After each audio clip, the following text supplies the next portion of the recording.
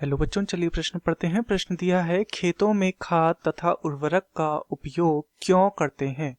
तो इस प्रश्न में हमसे खाद एवं उर्वरकों के उपयोग के विषय में पूछा गया है कि इनका उपयोग क्यों किया जाता है। अर्थात इस प्रश्न की जो मुख्य अवधारणा है वह खाद व उर्वरकों के विषय में है और हमें बताना है कि इनका प्रयोग खेतों में क्यों किया जाता है।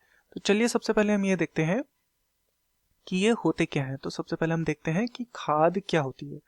तो खाद एक प्राकृतिक सामग्री है। प्राकृतिक सामग्री अर्थात यह किससे तैयार होती है।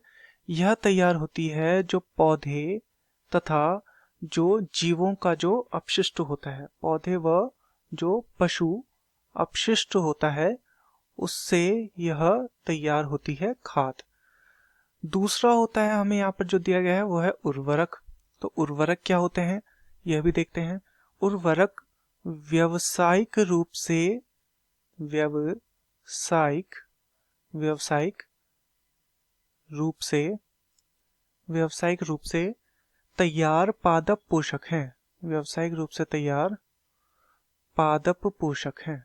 पादप पोषक तो व्यावसायिक रूप से तैयार पादप पोषक क्या कहलाते हैं, ये उर्वरक कहलाते हैं।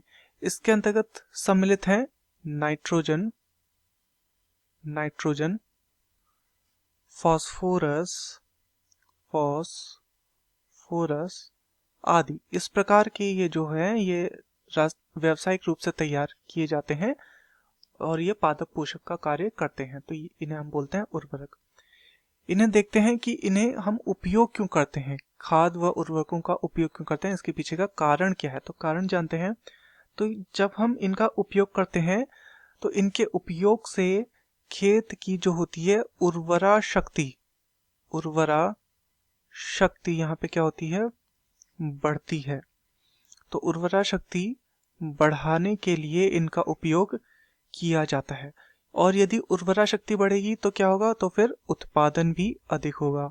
तो उत्पादन भी क्या होता है, बढ़ता है खेत में खाद व उर्वरक का उपयोग करने से। तो प्रश्न में हमसे पूछा गया था खाद तथा उर्वरक का उपयोग खेत में क्यों करते हैं। तो खेतों में इनका प्रयोग, खाद व उर्वरकों का प्रयोग उर्वरा शक्ति बढ़ाने व उत्पादन को बढ़ाने के लिए किया जाता है। मैं आशा करता हूँ आपकी यह समझ में आया होगा। धन्यवाद।